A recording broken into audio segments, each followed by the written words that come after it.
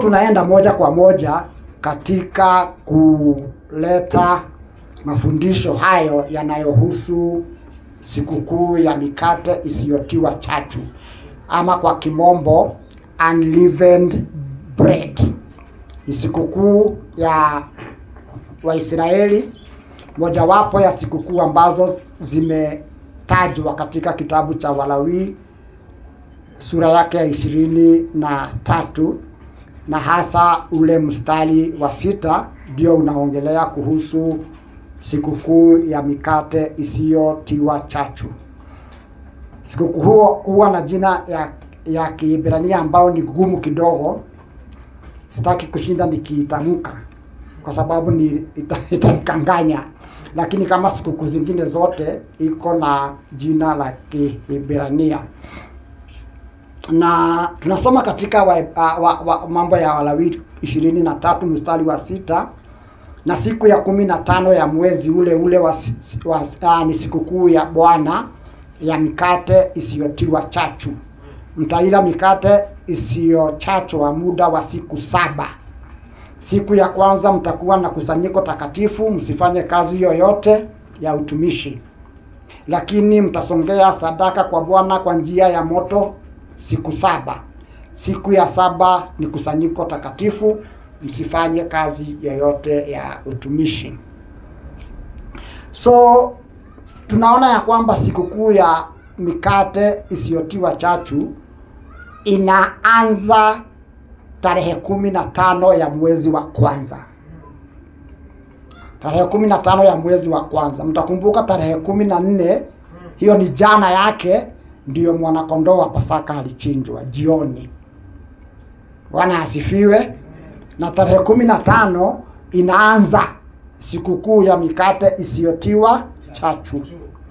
Na kama tutakavyoona katika somo hili, hata wakati mwana kondoo alipokuwa akichinjwa tarehe 14, alikuwa aliwe na mikate isiyotiwa chachu. Kwa hivyo mikate isiyotiwa chachu ilianza kuliwa siku ya Pasaka, lakini sikukuu yenyewe ilianza tarehe 15 baada ya mwana kondoo wa Pasaka kuchinjwa. Bwana asifiwe. Na hiyo ni kwa sababu ile mikate isiyotiwa chachu iliyoliwa pamoja na mwana kondoo wa Pasaka ina maana tofauti kidogo na ile mikate iliyoliwa kuanzia tarehe 15. Ile mikate isiyotiwa chachu iliyoliwa pamoja na mwana kondoo wa Pasaka tarehe 14 ilionyesha haraka ya kuondoka, kwa sababu kuondoka kwao kulikuja ghafla.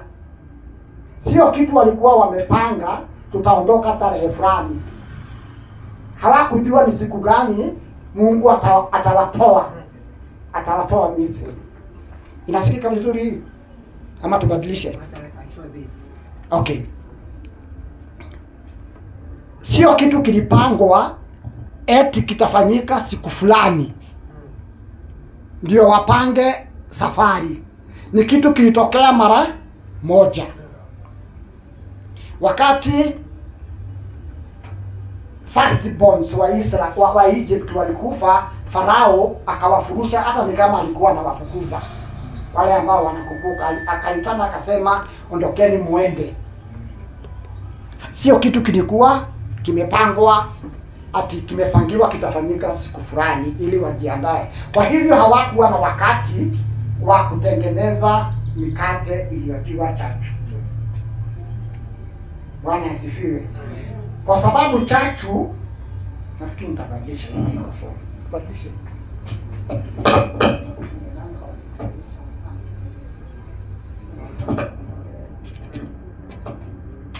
Amen. Acha tutumie hii pasta ndani. Lakini tutoe base, hata tunaweza kuzima hii. Tunaweza kuzima hii. Kiwezekana. Yeah. Tutumie nini? Tutumie hiyo ambayo haitakuwa na, kinasikia bado iko na base mingi. Ni matumaini yangu brother Dhuru una record pia. Asante sana. So chachu, nilikuwa nasema chachu sio kama baking powder. Baking powder kina mama wanajua, unaweza koroga saa hiyo hiyo na upike na itafura, si ndio? Yaani baking powder inafurisha wakati kitu kinapikwa, si ndio? Lakini chachu hiyo leaven ilikuwa inawekwa katika mkando huo wa unga. Mkando mwenyewe ndio ulikuwa unafura. Uliweka ukiwa mkando kidogo, labda ulikuwa kuota ya sufuria, lakini ikifura unakuta imejaa sufuria yote kabla ya kupikwa. So na ilichukua muda. So wakati wa tarehe 14 wa Pasaka hawakuwa na muda wa kutengeneza hiyo donge na kuliweka chachu na kusubiri mpaka chachu ienee katika unga wote ufu. So ni mkate wa haraka, na mahali pengine unaitwa mkate wa mateso. Lakini mikate iliyoliwa tangia siku ya pili baada ya Pasaka kuanzia siku ya 15 ina maana ya kuondoa dhambi ama kuondoa ufisadi wa kila namna. Na kwa hivyo sikukuu ya mikate isiyotiwa chachu, kiini chake kabisa ni kuondoa dhambi. Bwana asifiwe. Na tayarisha mawazo yetu kwa safari ambayo tutaiona katika mafundisho haya.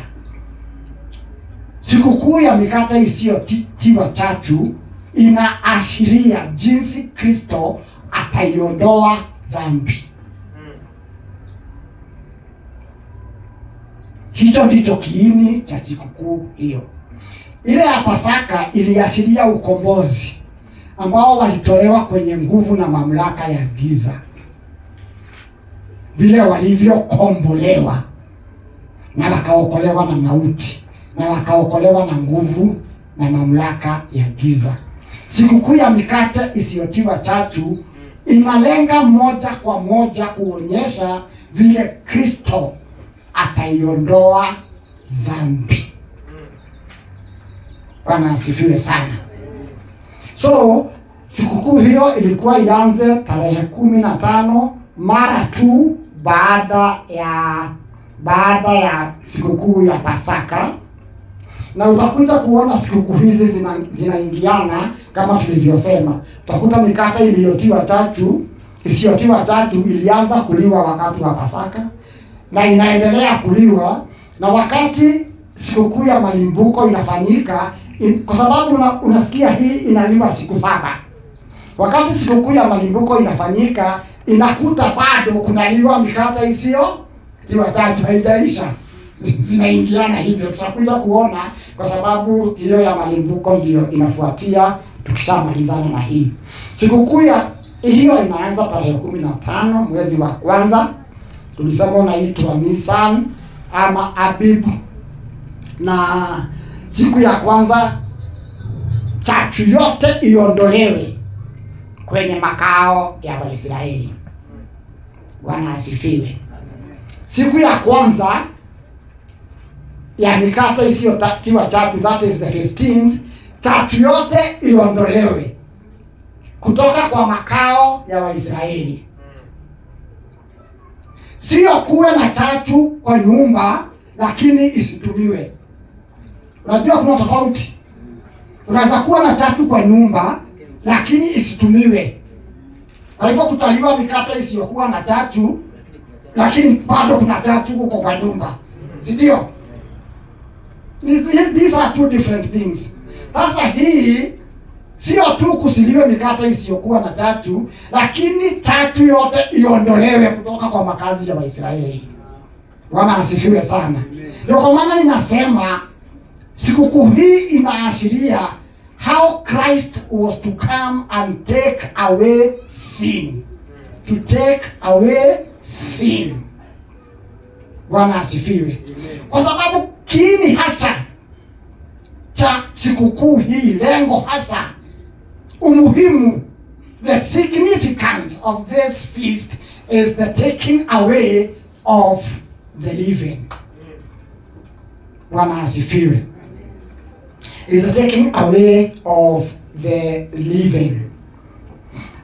So tunaona ya kwamba baada ya chachu yote kuondolewa, waliendelea kula mikate isiyotiwa chachu kwa siku 7. Na tulisema wale ambao tulikuwa nao, siku the number 7 inaashiria muda mkamili.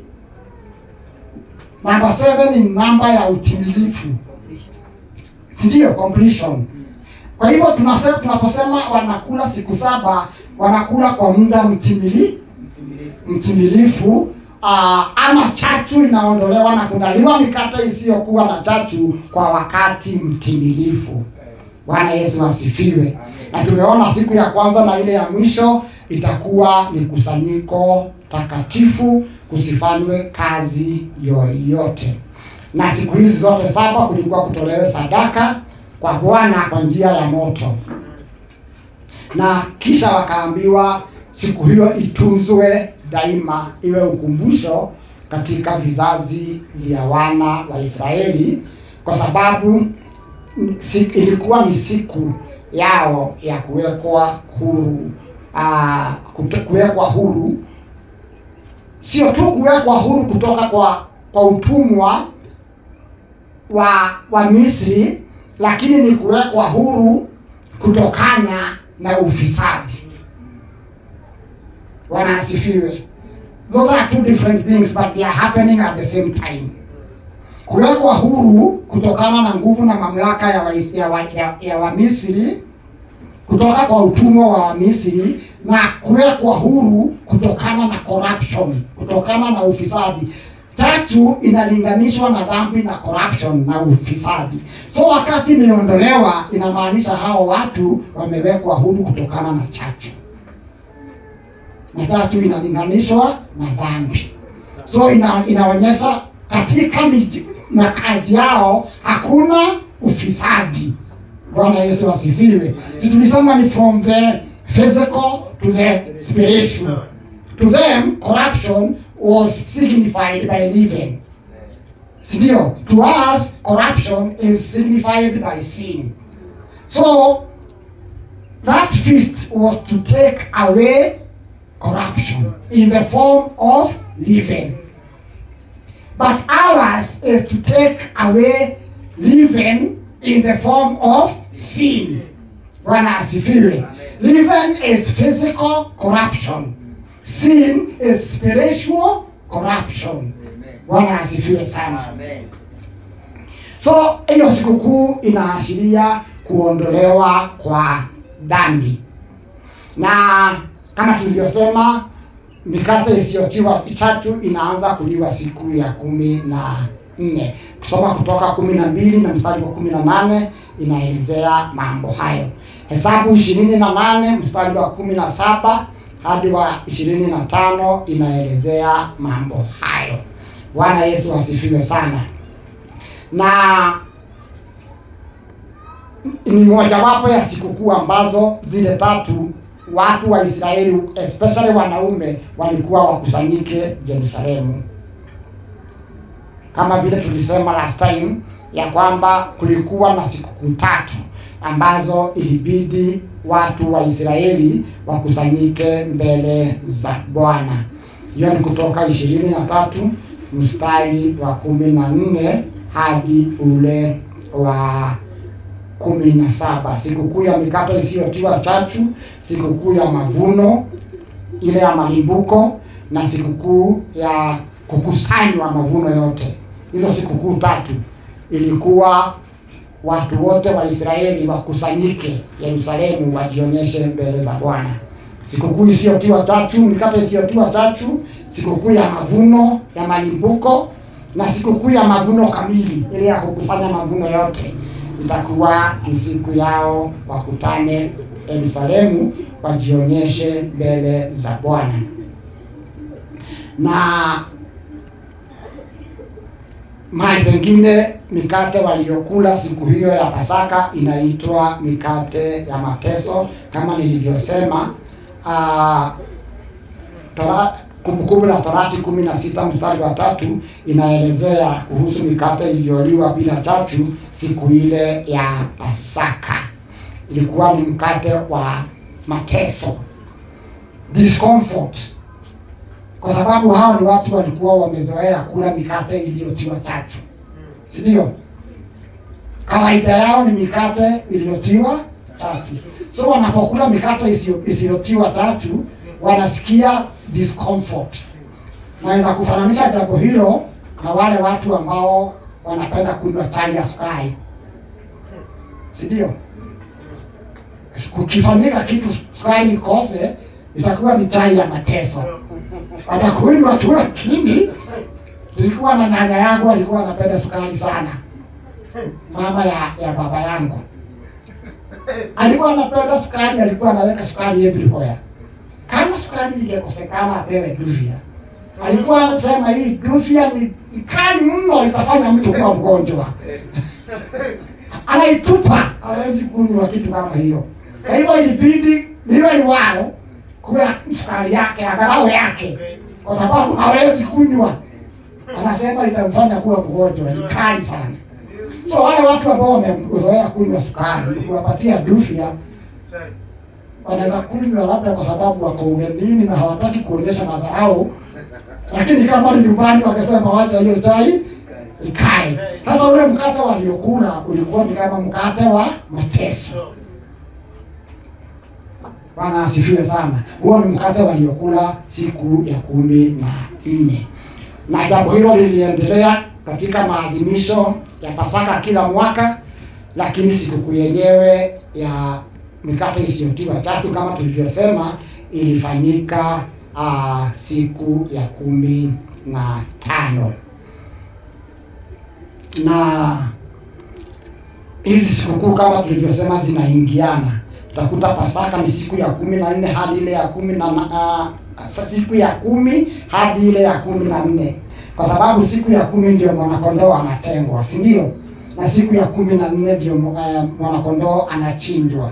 Na siku ya 14 mikate isiyotiwa chachu inaanza kuliwa. Lakini sikukuu inaanza 15, inaendelea kwa siku 7 hadi tarehe 21 ya mwezi huo. Lakini baada ya mikate isiyotiwa chachu, malimbuko inafanyika. Inakuta sikukuu ya mikate isiyotiwa chachu ikiendelea. Lakini sasa kutoka hapo kunahesabiwa baada ya siku hiyo, siku 50 ndio sikukuu ya Pentekoste ama ile ya kukusanya mavuno iweze kufika.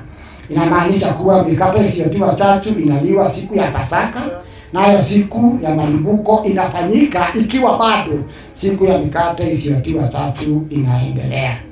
Na kwa minajili ya msururu wa mafundisho haya tutaangazia sana kule kuondolewa kwa chachu kama nilivyosema.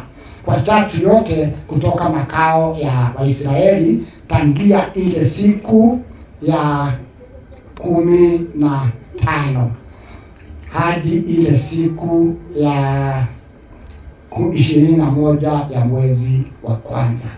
Bwana Yesu asifiwe. Nataka nirukaruke maandiko hapo kutoka 12 hadi 15, kutoka 13 mstari wa 6 hadi ule wa 7. Mambo hayo yameelezewa hapo. Na wakati wanaondoa chachu kutoka makao yao, ulikuwa ni wakati wao wa kujihoji. Bwana asifiwe. Wanapoondoa chachu, wanakaa bila chachu kwenye makazi yao kwa siku 7. Ulikuwa ni wakati wao wa kujihoji, kuangalia wamesimama aje katika uhusiano wao na Mungu. Bwana Yesu asifiwe.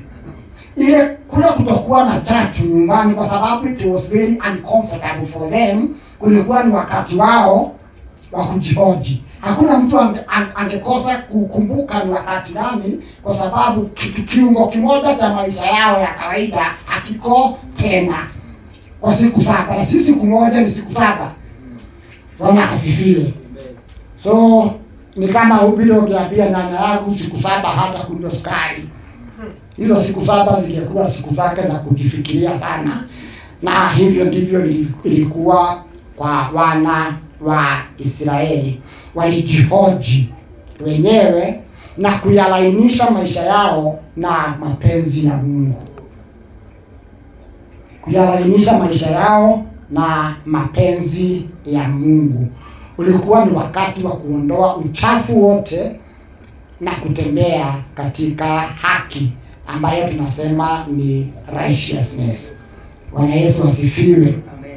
Nataka niende tu pole pole ndio tuweze kufuata vizuri.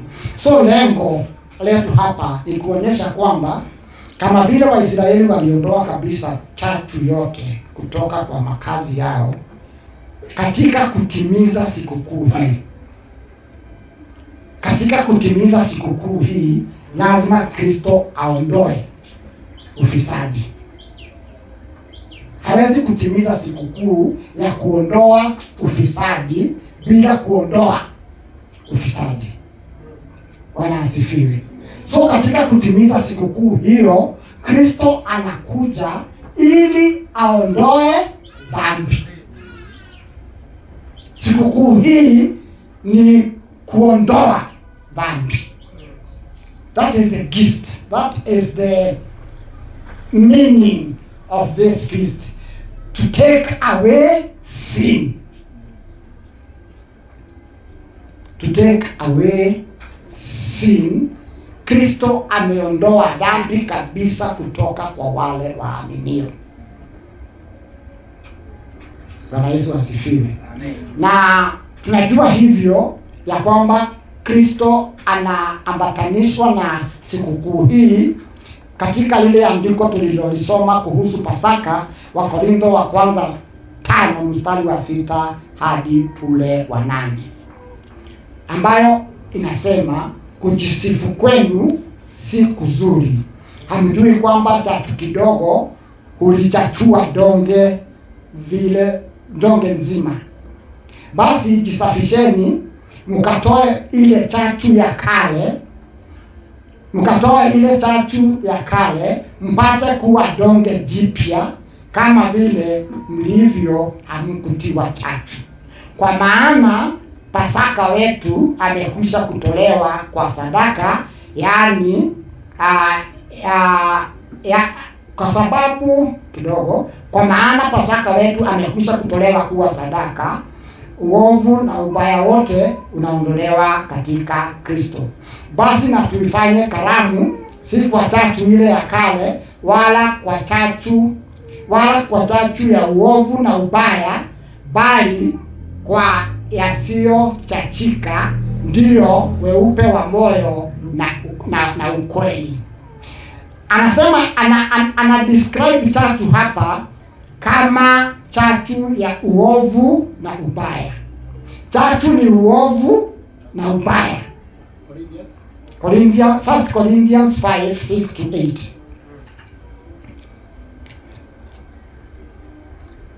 Jisafisheni, mstari wa 7, mkatoe ile chachu ya kale, mpate kuwa donge jipya, kama vile mlivyo hamkutiwa chachu, kwa sababu Pasaka wetu amekwisha kutolewa kuwa sadaka. Bwana Yesu asifiwe. Kuondolewa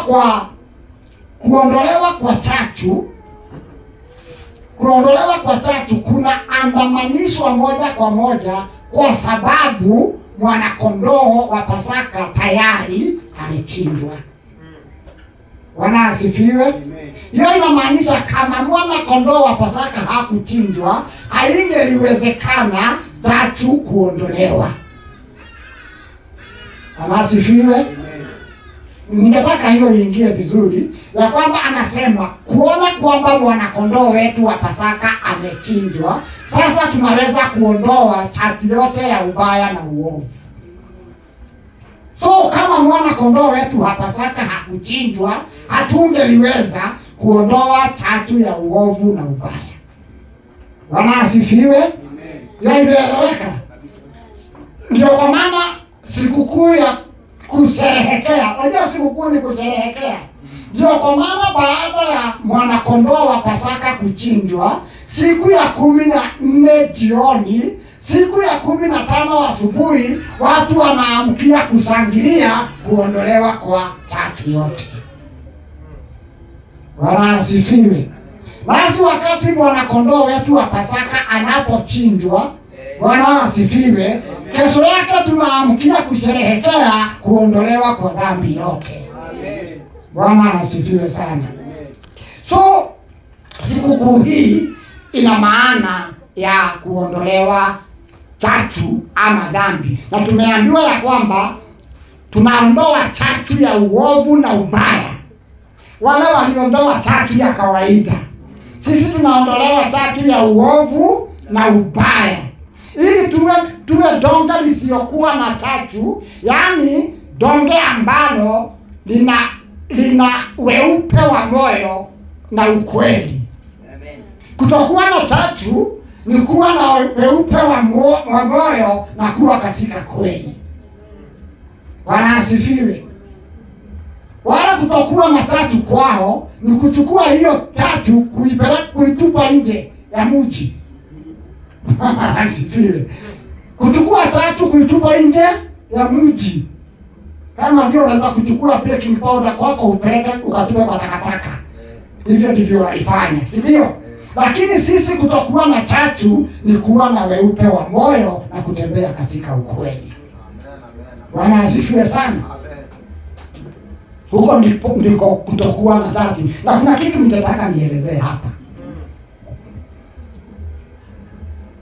Wakati chachu imeondolewa hivyo, na imetupwa, baada ya siku ile ya 7 ya kula mikate isiyokuwa na chachu, wanaanza kuprepare chachu mpya. Chachu mpya. Kwa sababu kila walikuwa wanafanya ni donge lilikuwa linawekwa chachu, linakuwa limetachika kabisa. Sasa kila wakitengeneza donge jipya, wanachukua chachu kutoka kwa ile donge ambayo imetachika, wanaweka kwa hii donge mpya, nayo pia yote inatachika. Bwana asifiwe. Na inaendelea hivyo bila kutengeneza chachu mpya hadi mwakani, watakapo tena ondoa chachu yote. Naweza fananisha hiyo na kitu mchungaji aliniambia kuhusu vile anavyotengeneza uji. Anasema akishatengeneza uji, ile container ambayo imegandisha hiyo uji haioshwi. Haoshi. Ni kwa nini haoshi? Hata anaweza bakisha kidogo pale, ili akiweka ingine mpya hayo haraka. Sio? Akiosha itachukua muda mrefu. So wale walikuwa wanakaa na hiyo chachu, wanachukua wakitengeneza donge mpya, wanachukua kidogo ya ile mzee wanaweka kwa hii mpya, nayo inachachika yote. Amen. Sio? Halafu inaendelea hivyo mpaka mwakani, wakati wa sikukuu za mikate isiyotiwa chachu, yote inatupwa. Sasa baada ya sikukuu hiyo wanaanza kutengeneza ingine mpya. Bwana asifiwe. Na hiyo inaandamana na ukweli wa mambo katika agano lile la kale, ya kwamba mara moja kwa mwaka kulikuwa na ondoleo la dhambi. Mara moja kwa mwaka dhambi iliondolewa. Lakini baada ya siku hiyo ya upatanisho ya kuondolewa dhambi, baada ya sikukuu hiyo wanaanza kutengeneza dhambi mpya. Tena mwakani waje waondolewe dhambi tena. Bwana asifiwe sana. So kuondoa chachu sio mwisho wao wa kuondoa chachu. Lakini kama tutakavyokuja kuona ni kwamba wakati Kristo anaiondoa dhambi, anaiondoa mara moja ya kutosha nyakati zote. Bwana Yesu asifiwe sana. Lakini sasa hiyo ndio ilikuwa kawaida yao. Ndio kwa maana tunaambiwa hapa tuwe kwa sababu mwanakondoo wetu wa Pasaka amekwisha kuchinjwa, basi tuondoe chachu ya kale. Tuondoe chachu ya kale, chachu ya uovu na ubaya. Tuwe donge lisiotiwa chachu, donge ambalo ni weupe wa moyo na katika ukweli. Bwana Yesu asifiwe.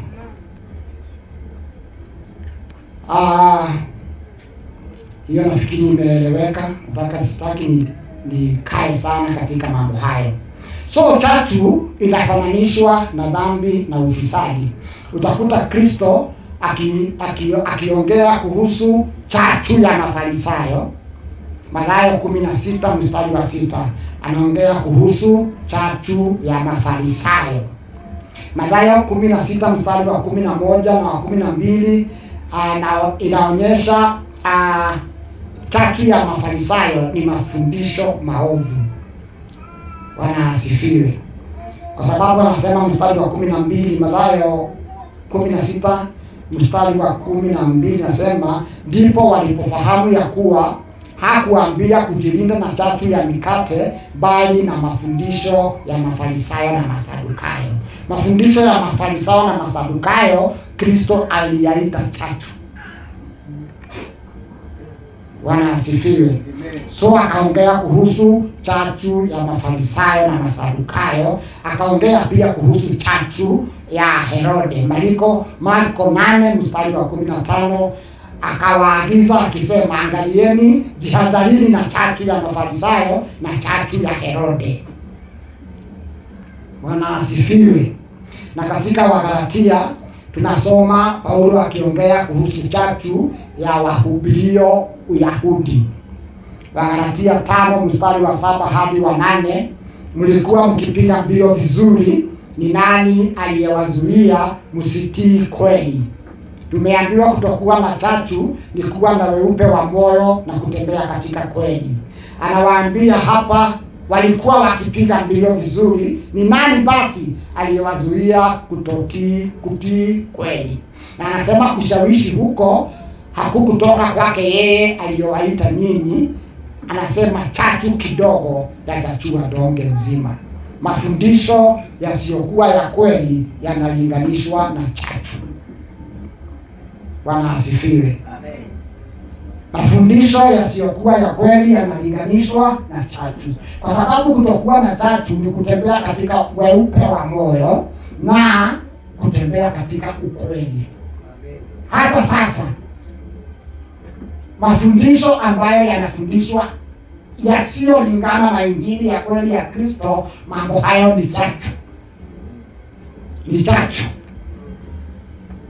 Na inatupasa kujihadhari na chachu ya wahubiri, kwa sababu kuna chachu ya wahubiri. Bwana Yesu asifiwe. Nafikiri sasa hiyo imeeleweka. Sasa tuje kwa Kristo. Hapa ndipo kiini cha mambo basi. Tuje kwa Kristo. Lakini kufikia hapo sasa tumejua umuhimu wa sikukuu ya mikate isiyotiwa chachu ni kuondoa ufisadi.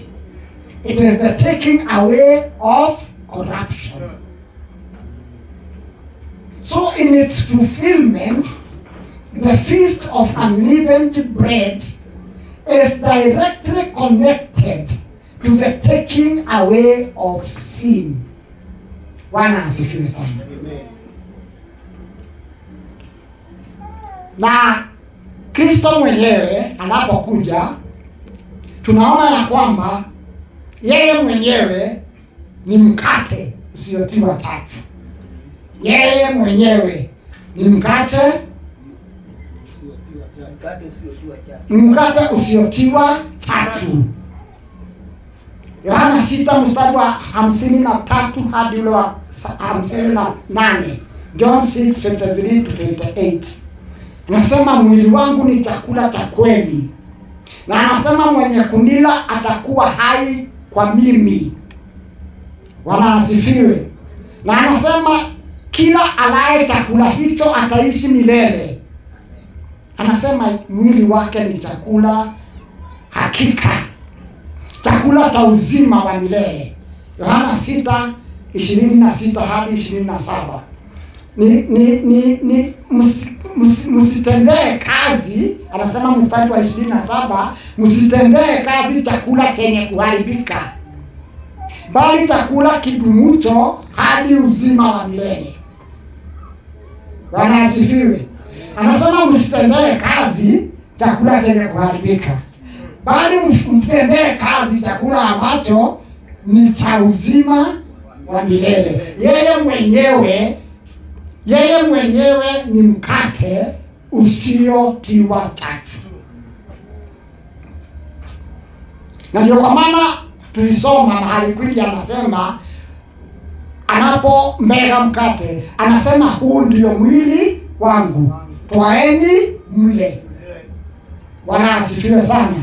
Mathayo 26:26, Marko 14:22, Luka 22:19, Wakorintho 11:23 na 24 inaongea kuhusu vile anasema mwili wake ni mkate. Bwana asifiwe. Mkate huu ndio mwili wangu, twaeni mle. Yeye mwenyewe ni mkate usiotiwa chachu. Usiotiwa chachu kwa namna gani? Bwana asifiwe. Na yeye alikuwa na mwili kama wetu. Alikuwa na mwili kama wetu. Lakini anasema mwili wake haukutiwa chachu. Ni kwa nini? Ni kwa sababu sisi tumezaliwa moja kwa moja na mbegu ya Adamu. Sisi sote. Donge chachu kidogo inatia chachu donge nzima.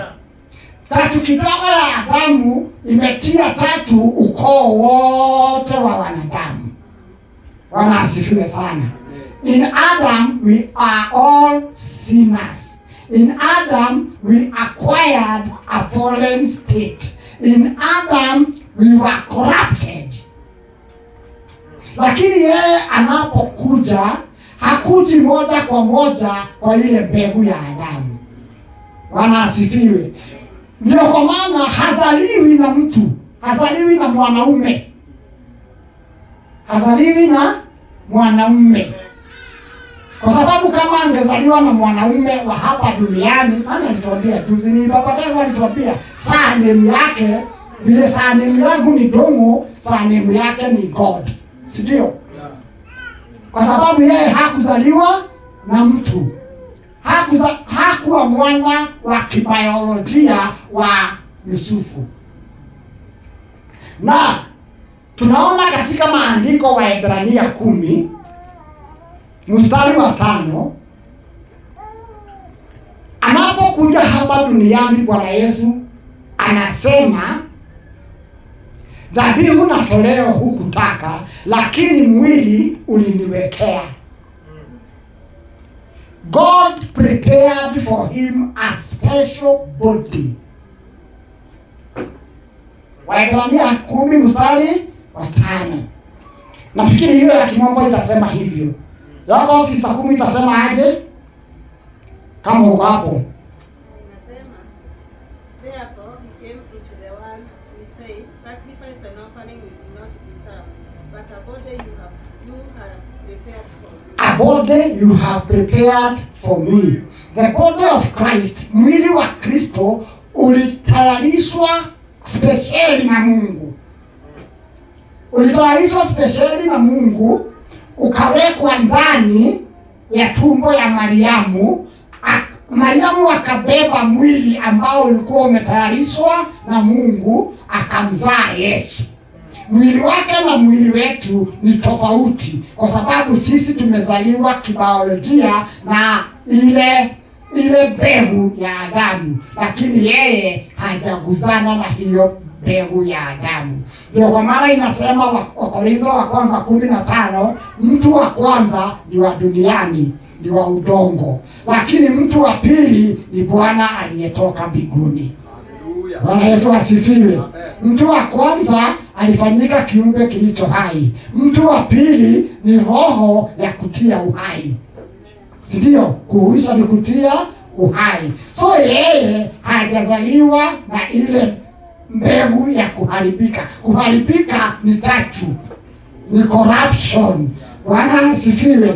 Hajazaliwa na mbegu ya kuharibika. Amezaliwa na mbegu ya Mungu ambayo haiharibiki. Na sisi baadaye tunaambiwa na Petero, tumezaliwa mara ya pili ndani yake, sio kwa mbegu iharibikayo, bali ni kwa mbegu isiyoharibika. Corruption has been withdrawn from us. Bwana asifiwe. Ile mbegu ya kuharibika tumetolewa hapo, tumezaliwa mara ya pili kwa mbegu isiyo ya kuharibika. Mbegu ya kuharibika itazaa matunda gani? Ukipanda mbegu ya kuharibika utavuna nini? Si ndio? Ukipanda mbegu ya iharibikayo, hata wakati unaipanda unajua ni nini utavuna.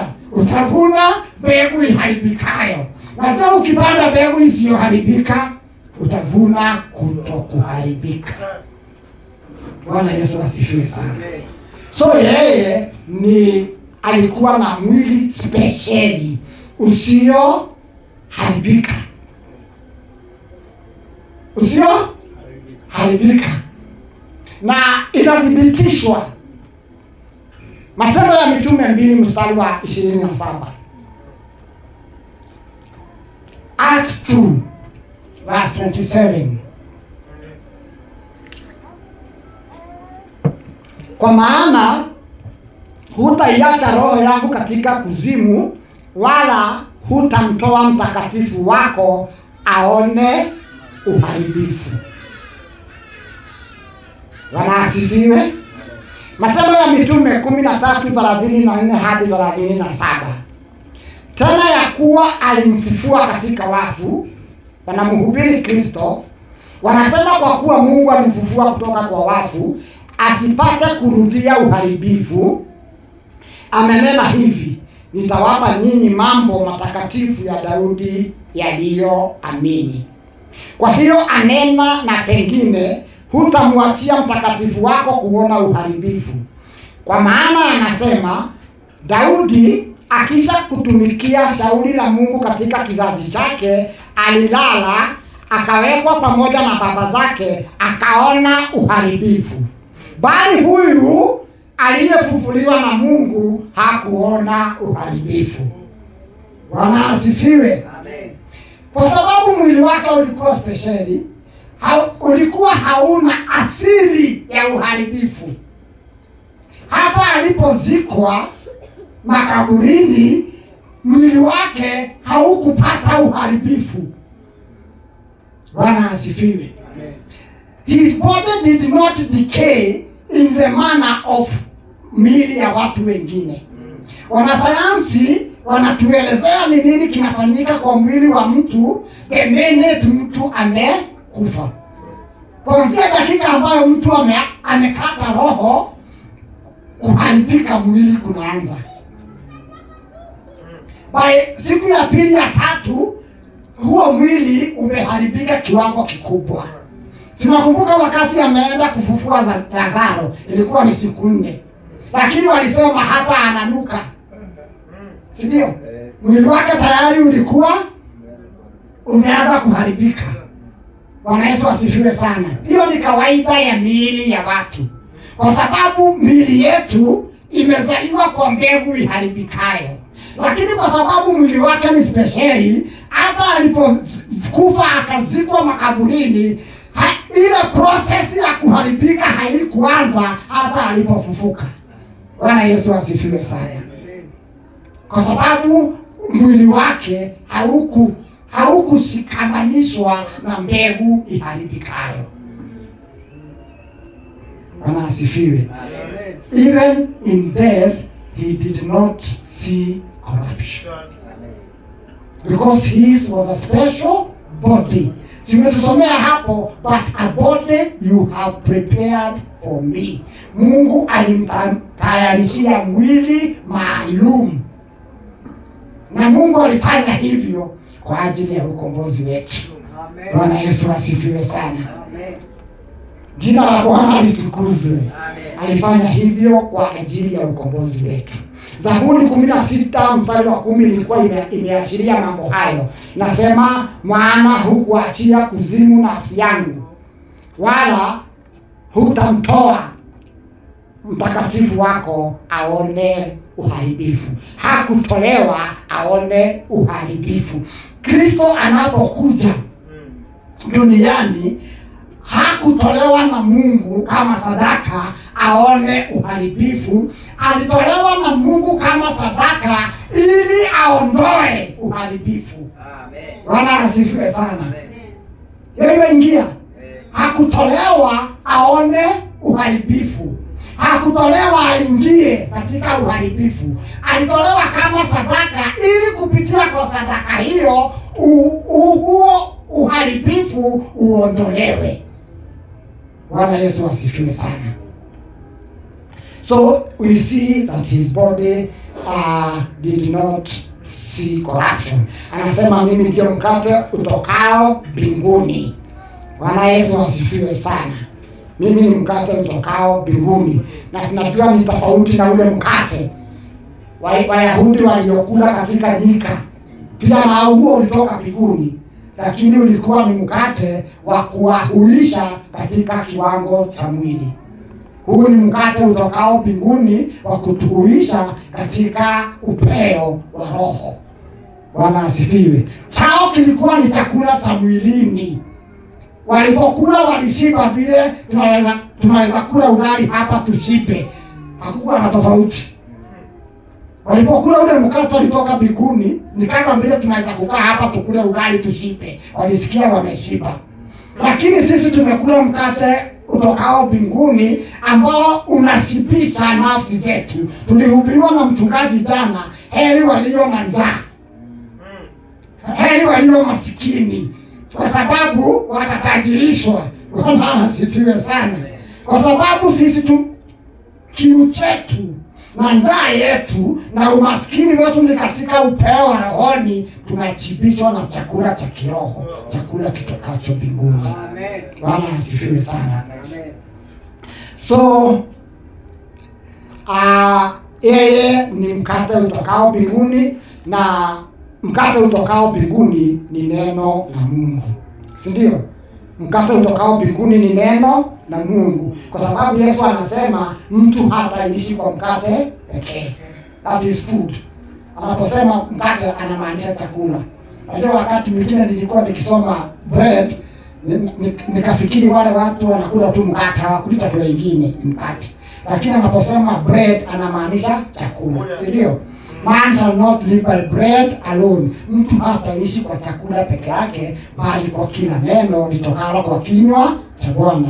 Neno la Mungu ndicho chakula cha nafsi. Chakula cha kawaida kinanufaisha mwili. Bwana asifiwe sana. Huwezi kula chakula cha kawaida ukawa na utajiri wa kiroho. Si ndio? Na ukikula chakula cha kiroho peke yake utakufa njaa katika upeo wa mwili. Si ndio? Huwezi kusema wewe kwa sababu umeokoka sana hautakula chakula cha kawaida. Hapana, utakufa. Na utakufa na utaenda mbinguni. Si ndio? Utaenda mbinguni, lakini utakufa katika upeo wa mwili. Bwana Yesu asifiwe sana. Kama hauna makosa mengine, hauna kitu kingine kinakusumbua, ni kutofahamu. Si ndio? Ni kutofahamu tu, unafikiria tukikula chakula cha kiroho utaishi. Lakini kama kuna mambo mengine ambayo unaambatanisha na hayo, sasa hiyo itakuwa ni hukumu yako na Mungu. Bwana Yesu asifiwe. Chakula cha Mungu ni neno la Mungu, na neno la Mungu tunaona ya kwamba neno la Mungu hatimaye ni Yesu. Chakula cha Mungu kitokacho mbinguni ni neno la Mungu, na neno la Mungu tunaona hatimaye ni Yesu. Pale hapo mwanzo kulikuweko neno, naye neno alikuwa pamoja na Mungu, naye neno alikuwa Mungu. Huyo neno akafanyika mtu, akaishi pamoja na sisi, na tukaona utukufu wake kama utukufu wa mwana wa pekee atokaye kwa Baba. Bwana asifiwe. Ufunuo 19 mstari wa 13 inasema ya kwamba amevalishwa vazi lililochovya katika damu. Inaongea kuhusu Kristo, amevalia vazi. Kuna wimbo ulikuwa unaimba na Wakikuyu kitambo ya kwamba amevaa nguo ambayo imetumbukizwa ndani ya damu. Si ndio? Sasa katika hiyo Ufunuo 19 nafikiri walitoa hapo, kwa sababu inasema alionekana amevaa nguo ambayo imeingizwa ndani ya damu na jina lake ni neno la Mungu. Bwana asifiwe sana. Yeye ndiye neno la Mungu, yeye ndiye chakula kitokacho mbinguni. Yesu Kristo Bwana wetu. Jina lake litukuzwe sana. So anakuja moja kwa moja kuondoa dhambi. Hiyo ni muhimu. Mission ya Kristo, the foremost mission of Christ is to take away sin. To take away sin. Bwana asifiwe. Kwa sababu malaika anaambia Yusufu Mathayo 1:21 kuhusu mimba ya mchumba wake ama mke wake Mariamu, anamwambia atazaa mwana naye utamuita jina lake Yesu, maana yeye ndiye atakayewaokoa watu wake na dhambi zao. Bwana asifiwe. Yeye ndiye atakayewaokoa watu wake na dhambi zao. Na ni vizuri pia tuelewe dhambi ni nini, si ndio? Hata kama ni kwa kifupi, ni vizuri tuelewe dhambi ni nini, kwa sababu mara nyingi tunachanganyisha mambo. Tunasema dhambi ni matendo tunayoyatenda. Bwana asifiwe. Usherati, wizi, mambo kama hayo. Hata tunaongeza kukunywa pombe na kuvuta sigara na kuvuta bangi, tunaongeza kuabudu sanamu na nini. Hiyo ndio dhambi. Tunaona hiyo ndio dhambi, na ni kweli hiyo ndio dhambi, lakini hasa hiyo sio dhambi. Hayo ni matunda, ni matokeo ya dhambi. Bwana asifiwe. Dhambi hasa ni uweza wa kiroho, ni nguvu za kiroho ambazo zikishika mtu zinasababisha huyo mtu afanye mambo hayo. Those things that we do, ungodly things, tunazifanya under the influence of the power of sin. Bwana asifiwe. Na tumewahi kuongea mambo haya hapa kwa njia nyingi. Na tukatoa mfano wa mtu ambaye amegonjeka ugonjwa wa malaria. Mtu akigonjeka ugonjwa wa malaria, utamkuta jua limewaka kama vile limewaka pale nje, anatetemeka baridi. Anatetemeka, na ukimuuliza ni nini, anasikia baridi. Anasikia kutapika. Anasikia nini? Sasa tunasema huyu ako na malaria, sio? Lakini kile anafanya ni dalili, ni symptoms za malaria. Akienda hospitali, daktari hata mtibu kutetemeka, hata mtibu hiyo kusikia kutapika na mambo mengine kama hayo. Akishagundua ni malaria, atamduga sindano ya kuua viini vya malaria, sio? Ama atampatia dawa ya kuua viini vya malaria. Viini vya malaria vikikufa ndani ya damu yake, kule kutetemeka automatically unaondoka, sio? Anaacha kusikia kutapika, anaacha kusikia nini, kwa sababu kile kilikuwa kinasababisha mambo hayo ni vile viini vya malaria ndani yake. Mambo tunayoyafanya kinyume na Mungu tunafanyishwa na uweza wa dhambi. Bwana asifiwe sana. So anapokuja Kristo kuondoa dhambi, anakuja kushinda uweza huo wa dhambi. When Christ comes to take away sin, he comes not to take away the symptoms of sin, but to take away the power of sin. Bwana asifiwe. To take away the power of sin. Kwa sababu ni bure. Ni bure ukute mtu wa malaria anatetemeka pale, umwambie by command wacha kutetemeka. Utakuwa unafanya kazi ya bure. Hata akitaka aje, hata acha kutetemeka. Kwa sababu hatetemeki kwa kupenda kwake, anatetemeka kwa sababu ni mateka wa viini vya malaria. Watu hawafanyiki wenye dhambi kwa sababu ya matendo ya dhambi wanayoyafanya.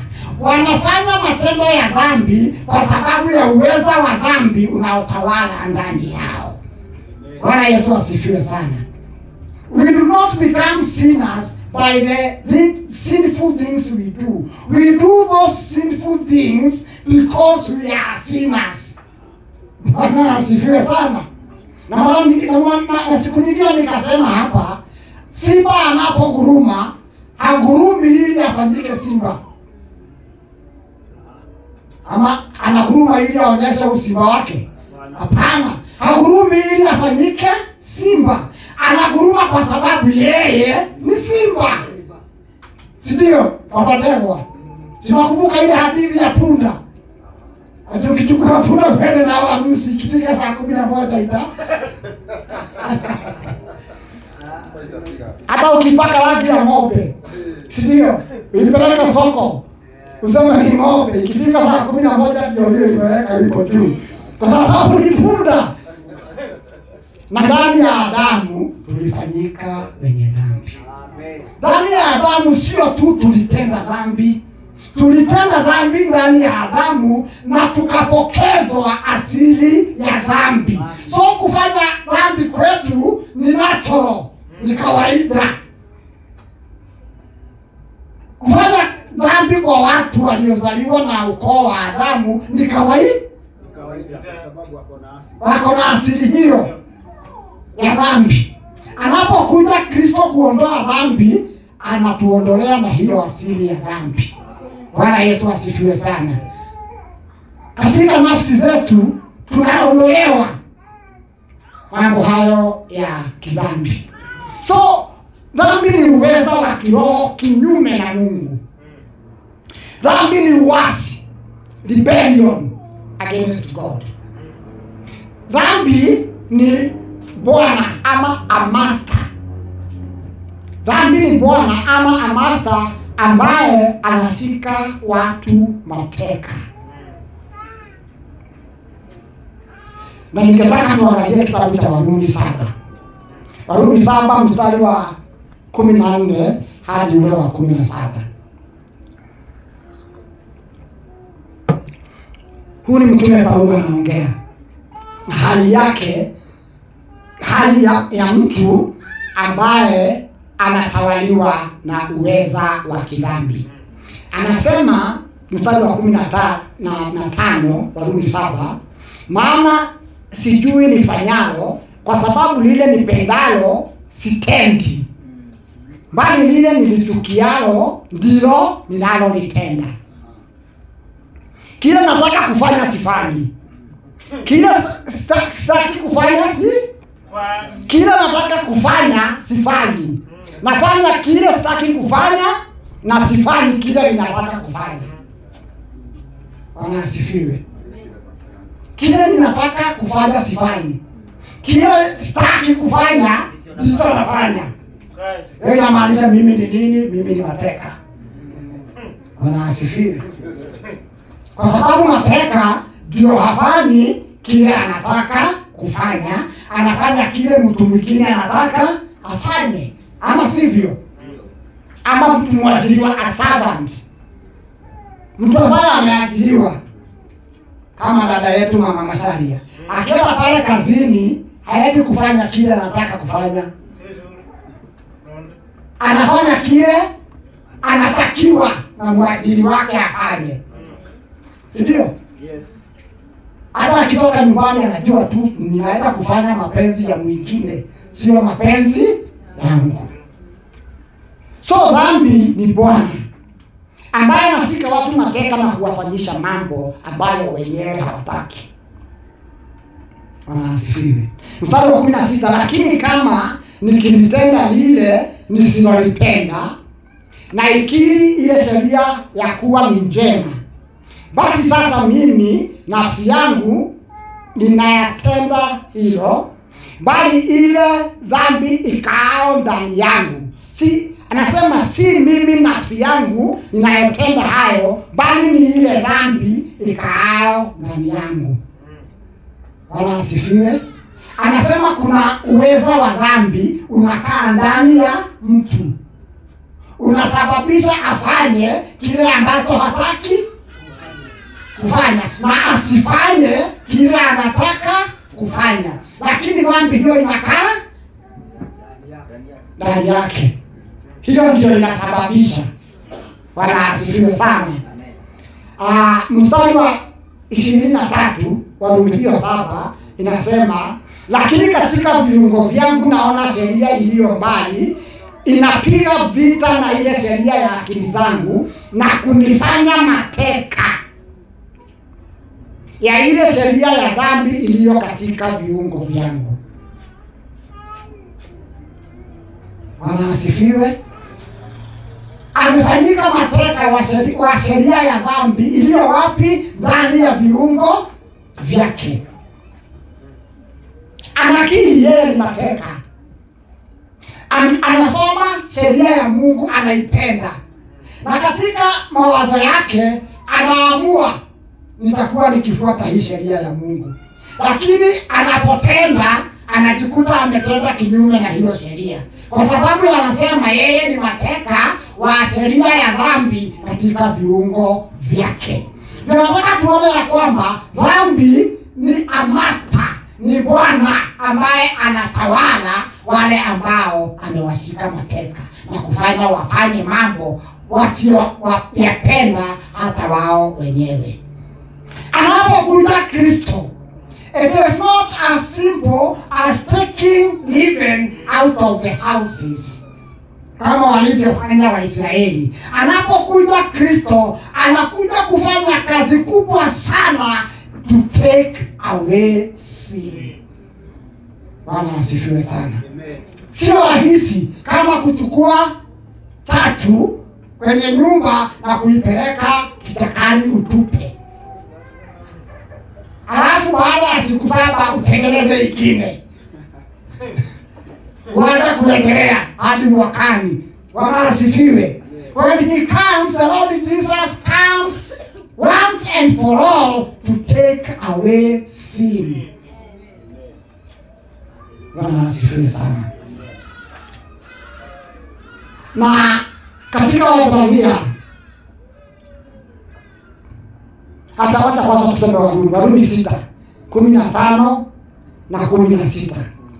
Romans 6 verse 15 to 16. Ni nini basi? Tufanye dhambi kwa sababu hatui chini ya sheria bali chini ya neema? Hasha!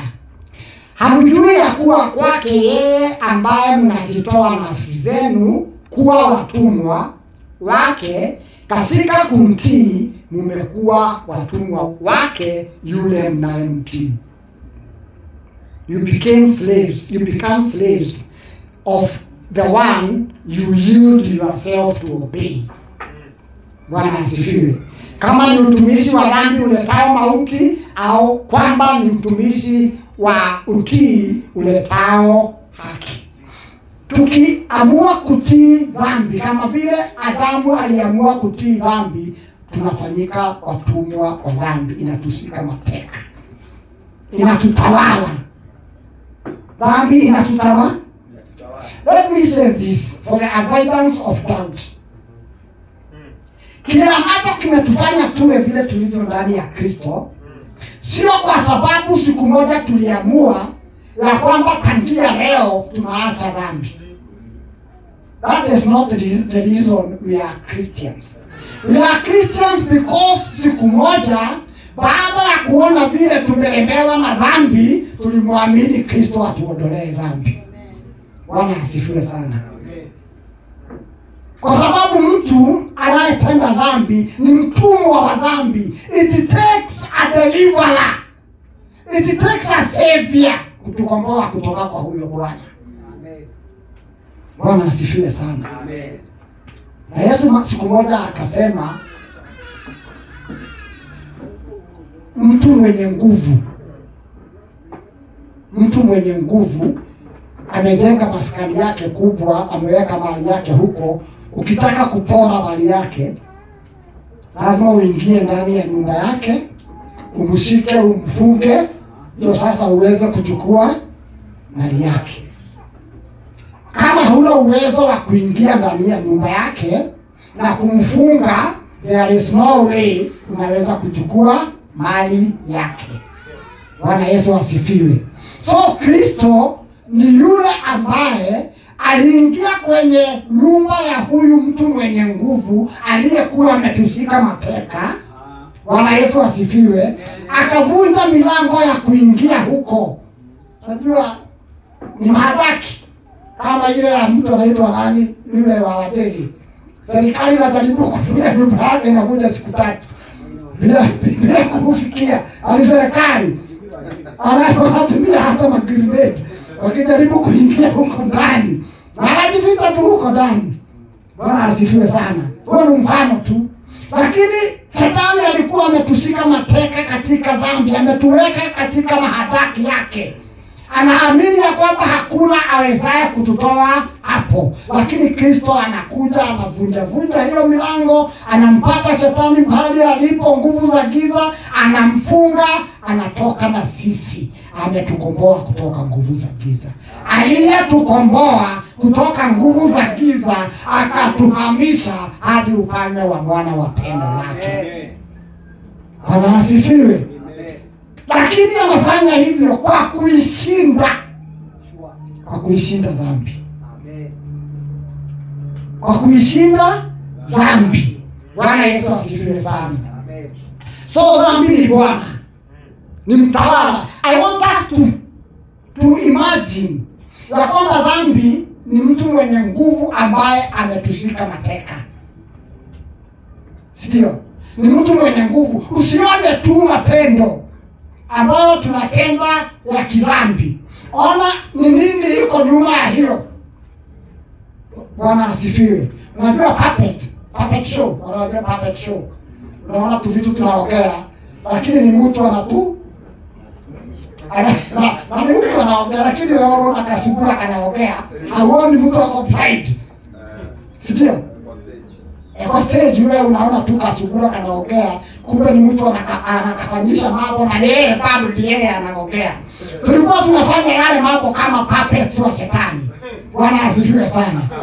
Ni Shetani anatuambia tutasema ni ile, tunaonekana tu tukifanya mambo, kumbe ni Shetani anatusukuma.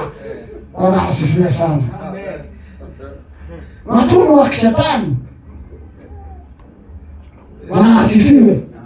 Na katika hiyo Warumi 7, Paulo anafika mahali analia. Anasema wale wangu, ni nani ataniokoa na huu mwili wa dhambi? Bwana asifiwe. Hapo ndipo sasa amegundua anahitaji mwokozi. Bwana asifiwe. Kwa vile dhambi imemsukuma. Ukisikia mtu anapiga duru, ujue amefika mwisho. Sasa ukisikia mwanaume anapiga duru, wanaelewa. Wanawake hawafurahi. Kwa sababu wanawake anapiga duru tu. Hata anaweza kukupiga na anapiga duru, na yeye anakupiga. Na anapiga duru. Unataka kuniua, na yeye anakupiga. Na anapiga duru. Anasifiwe. Na ule mwanaume anapigwa na jikaza, hataki kupiga duru. Hataki ajulikane. Hataki ajulikane anapigwa. Anajikaza tu. Ukisikia mwanaume anapiga duru, ujue ni kubaya. Sasa huyu Paulo anafika mahali baada ya kuelezea haya mambo. Kile nataka kufanya sifanyi. Kile sitaki kufanya ndio ninafanya. Napenda sheria ya Mungu, lakini najipata ya kwamba mimi ni mateka, nimeuzwa dhambini. Bwana asifiwe. Anasema ole wangu, nani ataniokoa na mwili huu wa mauti? Anagundua kumbe anahitaji mwokozi. Bwana Yesu asifiwe sana. Amen. Acha tuendelee. Na maybe in the next few minutes, kitu kama saa 6 tutabreak. Tuko break sasa na nusu. Acha tufike some 10 minutes or so. Aha. So tumeona kwamba dhambi ni uweza wa kiroho unaoshika watu mateka. Na tunaposhindana na dhambi, tunashindana na uweza huo. Tunashindana na uweza huo. Sio tu kwetu, lakini hata katika kuhubiri injili tunashindana na uweza wa dhambi. Unashika watu mateka, unawazuia kuisikia injili, na unataka hata sisi kutawala. Tunapigana na uweza wa dhambi. Ndio kwa maana Waebrania 12 mstari wa 4 inasema hamjafanya vita hata kumwagika damu mkishindana na dhambi. Sio tu ndani yetu ama kwetu, bali uweza wa dhambi unaotawala dunia. Bwana asifiwe. We fight against the power of sin. Bwana asifiwe. Warumi 5 mstari wa 21 inasema ili kwamba kama vile dhambi ilivyotawala katika mauti. Dhambi ilitawala katika mauti. Vivyo hivyo kwa njia ya haki neema itawale hata uzima wa milele kwa Yesu Kristo Bwana wetu. Dhambi ilitawala. Dhambi ni uweza wa kiroho ambao ulitawala. Ukisikia utawala, ujue ni mamlaka, ni uweza. Bwana asifiwe. Ni nguvu za kiroho ambazo zilitushika mateka katika uasi dhidi ya Mungu, makusudi tutenganishwe na Mungu. Kwa sababu hakuna kitu kingine kinawatenganisha watu na Mungu ila tu ni dhambi. Uweza wa dhambi unatufanyisha mambo ambayo tukiyafanya tunakuwa maadui na Mungu. Bwana asifiwe. Na ili upatanisho wetu na Mungu upatikane, lazima dhambi iondolewe. Sin must be taken away.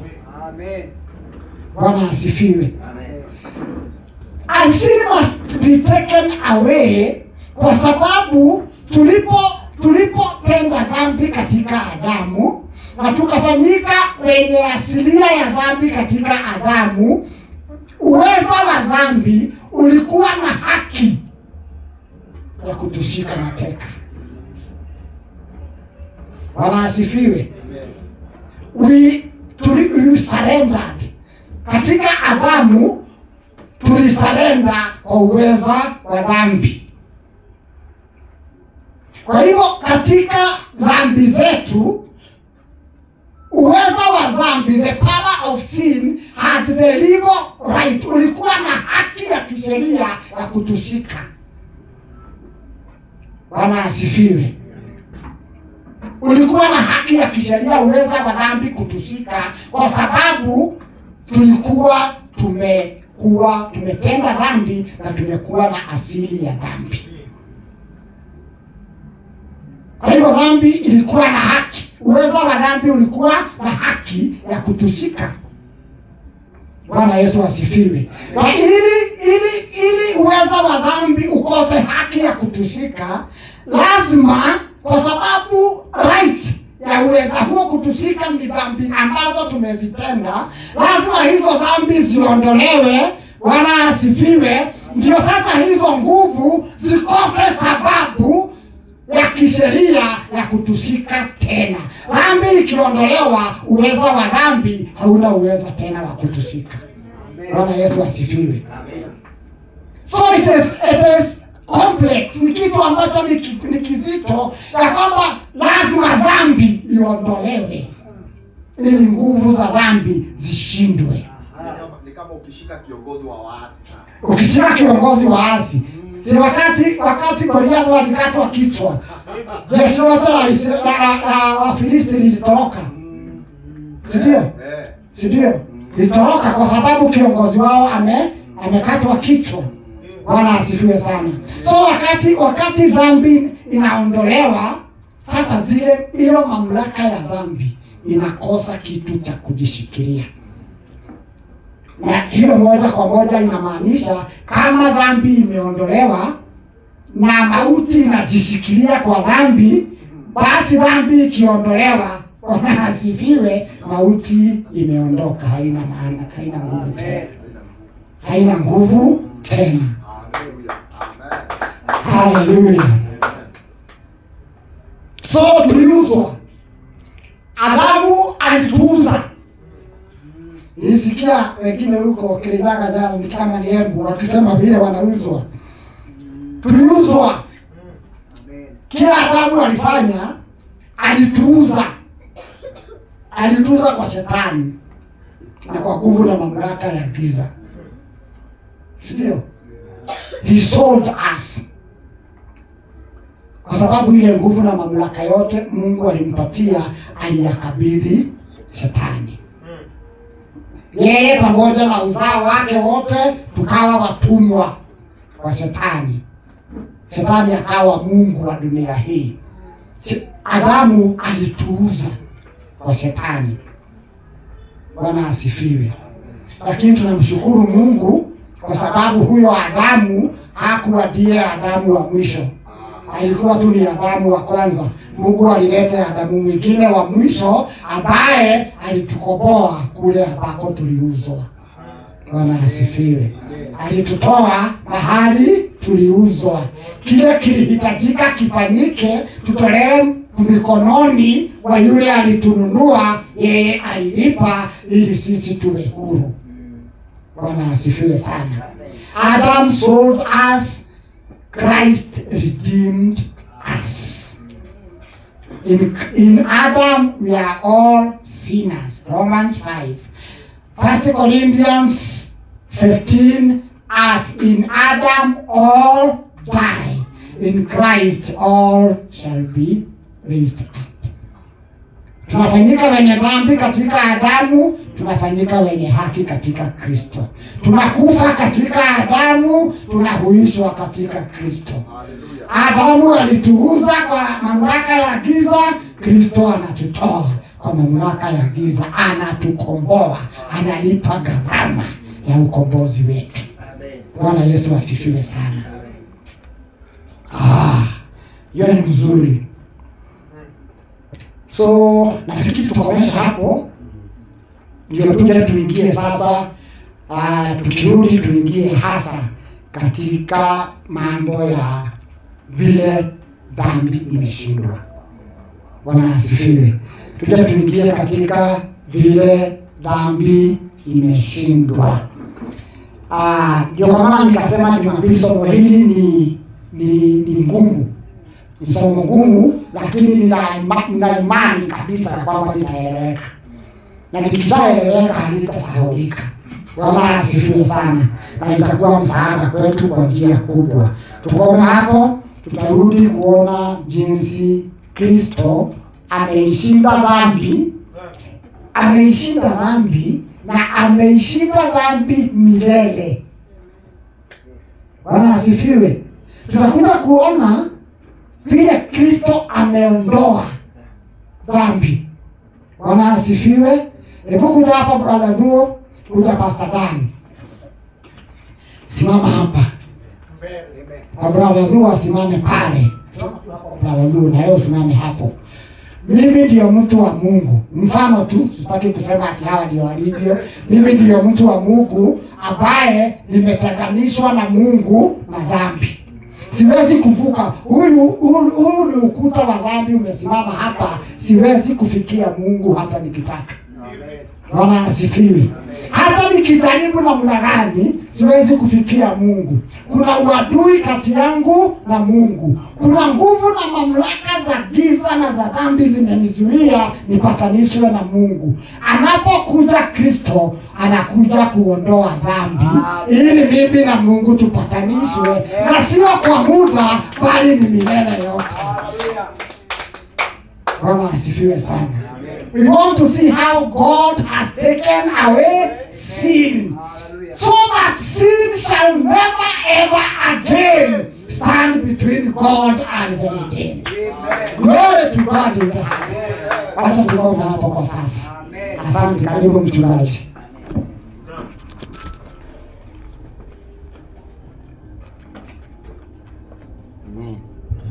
Bwana Yesu